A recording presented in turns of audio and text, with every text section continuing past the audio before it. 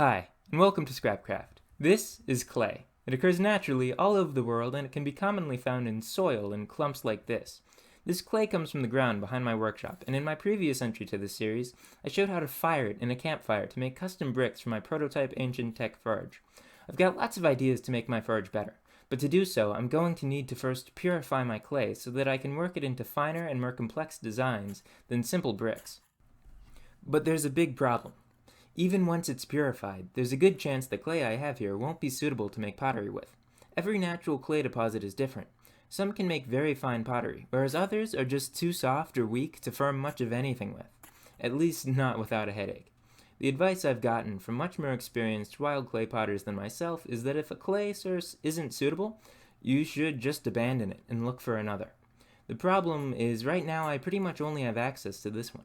So despite wanting to listen to the advice of my betters, I turned to the dark arts and found a recipe in a manuscript written by an alchemist over 1,000 years ago that I think just might work. The author is an influential alchemist and physician named Abu Bakr Muhammad ibn Zachariah al-Razi, who lived somewhere around 800 to 900 AD. Somewhere in that time, shortly before his death, he wrote a book dedicated to one of his favorite students. It was called the Kitab al-Asrar, or a Book of Secrets, and was supposed to function as a guide to his alchemical techniques and processes.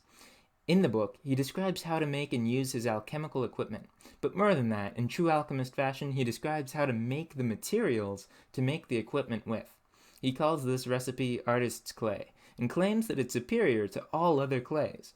I'm curious to see if the alchemical transformation he uses on his clay will be enough to make mine workable, and how it will compare to clay made the typical way I've learned from modern-day potters.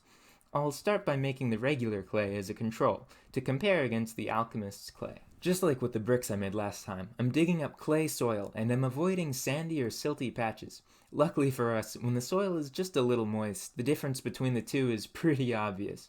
Sand is the main impurity we'll be dealing with. Both sand and clay are silicate minerals. Silicates have the interesting ability to dissolve metals and chemically combine with them. Depending on which metal a silicate is combined with, it can gain different properties. Making window glass, for example, is the process of combining silicate sand with sodium and calcium metal to form a lower melting point material that can be formed into panes. Silicate sand on its own has no metal, whereas clays are largely the combination of aluminum and silicate. The aluminosilicate interacts with water in a unique way. It's able to be hydrated, or essentially hydrogen bond with water, such that the water can form thin films around each particle. This leads to the clay's ability to become flexible when wet, as the water adheres clay particles together while remaining fluid. This property will also let us separate the clay from its impurities, as this interaction with water means that the clay will form a fairly stable suspension when mixed into large amounts of water, and won't sink like sand does. Once the clay is thoroughly mixed into the water, I just wait 15 minutes for all the sand and silt to settle out, then I decant or carefully pour the clay suspension off into another container, leaving behind the silty sand muck in the bottom. Because the clay isn't actually dissolved in the water, and only suspended in it, gravity will still cause it to settle over time. So after I feel I've removed enough silt through my decantation, I just have to wait for gravity to pull all the clay to the bottom. You can see a boundary effect of clear water from on top with a more concentrated clay suspension below my fingertip. After a while, I decant this bucket and pour off the clear water, leaving a thick clay mud behind. Now we need to dry the mud into clay. Most of this I'll do by spreading the clay into a thin tray and letting it sit till it's completely dry and rock hard, but some I put on this cloth to dry more carefully so that I can use it sooner. I tie up the cloth so that I can hang it from a tree branch. Hanging this moist clay up in a tree lets the sun and wind pull moisture from it. The cloth acts as a filter and lets clear water drip out, but traps clay particles which cling together and don't flow out, a little like clotting blood. After a while, the clay inside the cloth is stiffened up a bit, as you can see by how when I poke it, it keeps its shape. A while longer and it's solid enough for me to take in.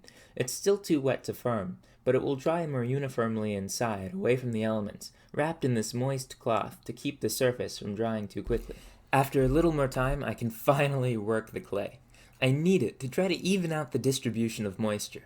It's important to note this isn't wedging. Wedging isn't strictly necessary for hand-building clay, and is only really required if you intend to use a fast potter's wheel.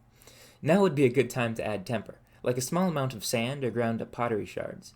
It may seem counterintuitive, being that we just removed all that stuff, but some percentage of non-plastic media will prevent the clay from shrinking too much as it dries.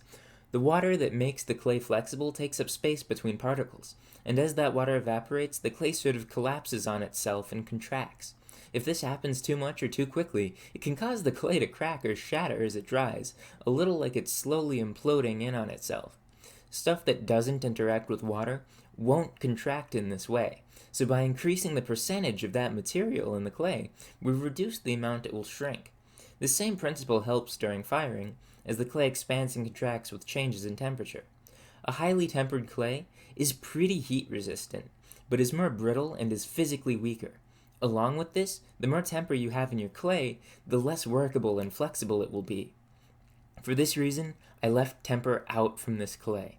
This means the ball of clay probably won't be able to be fired, but it will give me a good idea of what my natural clay is like at its most plastic. This 20-gram sample of pure levigated clay will be my control, and I'll compare everything else I make against it. A common test to tell how workable a clay source is to make a small coil and wrap it around your finger. The more it cracks, the less workable your clay is. This method isn't perfect, but it'll be a good baseline. I squish it into a prism and wrap it around my finger. The results aren't great, as you can see a good deal of cracking along the outer edge. That said, this is far more flexible than the raw soil, so the purification certainly worked. But I'm pretty sure this wouldn't be considered suitable clay for hand-built pottery to most potters. Next, I want to try tempering the same clay to get an idea of what that would look like. I'm using ground charcoal dust as my temper of choice. Once thoroughly kneaded in, I measured off another 20 grams and gave it a test. Just as predicted, it cracks more than the purified clay. This is troubling, but not entirely unexpected. With these results, I'm now putting all my hopes into Al-Razi's book to give me workable clay to be able to continue with my projects. The first part of the alchemist's recipe is straightforward and requires that I take some of my purified clay, let it sit till it's bone dry, and then pulverize it and grind it into a fine powder. Once I've broken the clay down to gravel-sized pieces, I run it through my crank mill a few times to make a nice fine powder of pure clay dust. Now I cook rice with excess water. The rice itself is for eating, but the water that's left over after cooking the rice is for the clay. I had rice a few times over the course of the week and collected the water each time. Once I had enough, I used it to hydrate the clay powder. After trying my best to thoroughly incorporate the water and knead it in a bit, I let the clay sit and hydrate for a while under the rag. After it had rested for a while, I started messing with it, and the difference was immediately obvious. The clay was way less soft than the pure sample. It doesn't leave nearly as much mess on my hands or the work surface as I work with it. I measured off 20 grams and did a coil test, and was honestly astonished with the result. It didn't crack at all, and just felt far more flexible. It's amazing what a little rice water can do. This technique may seem strange, but it's really very clever. Here's a little clip of me boiling the rice water to show you why.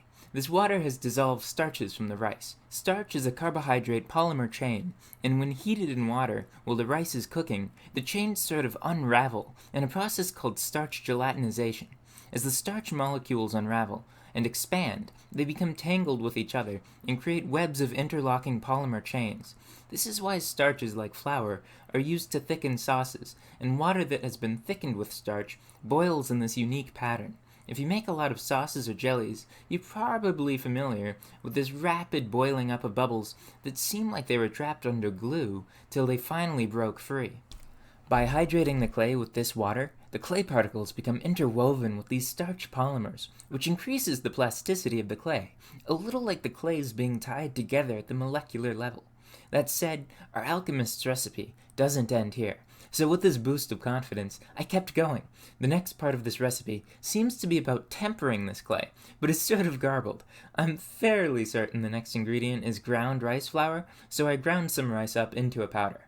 Next, Al-Razi says to add a handful of finely chopped animal hair.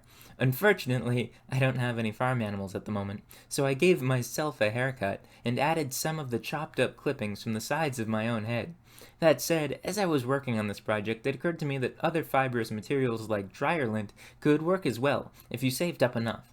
Finally, it asks for temper, so I used more of my finely ground charcoal temper. I mixed this concoction up and folded it into the clay. It was sort of hard to work in, so I hydrated the clay a little more and kept working till it seemed fairly uniform. The hardest part was the hair, which liked to clump up, but it could be well worth it if Alberzi's claims are really true. I tried making a pinch pot out of the clay and was once again immediately blown away. It was as if tempering the clay hadn't affected its plasticity at all. The clay could bend all sorts of ways without cracking, and just in the short time I spent firming it, I was pretty well enamored. I made another cup out of the original refined and untempered clay, which I had kept hydrated. You can see the clay does a fair amount of cracking, as opposed to my alchemist's clay. A further stress test is to form them into bowls. Bowls can put a surprising amount of stress on a clay, due to the weight on the rim. The alchemist's clay handles the operation flawlessly, while the regular clay really starts to show its weakness. The rim splits and it forms deep cracks in its base. Again, I want to stress this is a comparison of untempered pure clay against well-tempered alchemist's clay, made from the same batch of clay soil from the same clay deposit.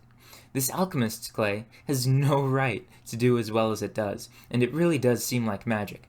I don't have the knowledge or experience to say if this is really competitive with the best clays, or even what it is like compared to wild clay potters would consider good. But it's so much better than what I started with that I certainly think I'll be able to form larger and more complicated designs out of pottery than I have before, which opens up a whole world of possibilities and will let me keep going with my ancient forge experiments. Thanks for watching. This is only the third video I've made, and I'd like to keep making more. So if you liked this, it would mean the world to me if you would like, subscribe, and share this video with your friends. Thanks again, and bye!